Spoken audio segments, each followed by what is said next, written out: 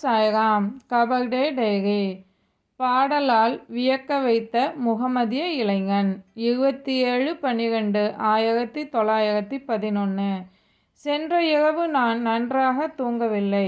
ஆயினும் அதிகாலை எழுந்திருந்தேன். வழிபாடு செய்தேன். குளித்தேன். வழக்கத்திற்கு முன்பாகவே உடை உடுத்து கொண்டேன். மதிய ஆகத்திற்கு பிறகு எனது காலை உணவை மதியம் 3 மணி அளவில் உண்டேன். பின்னர் படுத்து நன்றாக உறங்கினேன். மாலையில் அநேகம் பேர் சாயி மகாராஜை சென்று தரிசிக்க முயற்சித்தனர். ஆனால் அவர் பேசும் மனோநிலையில் இல்லை. அவர்களை விரைவாகவும் அனுப்பிவிட்டார். எனவே நான் அங்கு செல்லவில்லை.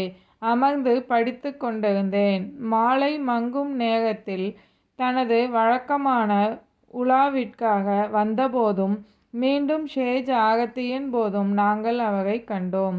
பீஷ்மாவின் பஜனை இன்று வெகு நேரம் நீடித்தது. பலர் அவரது பாடல்களை தொடர்ந்து பாடிய காரணத்தால். ஒரு முகமதிய இளைஞன் தனது பாடலினால் என்னை வியக்க வைத்தான். பின்னர் தீக்ஷித்தின் இராமாயணமும் பாராயணம் செய்யப்பட்டது. ஓம் சாய்ராம். சாயின் வார்த்தைகள் மீது நம்பிக்கை வைப்போம்.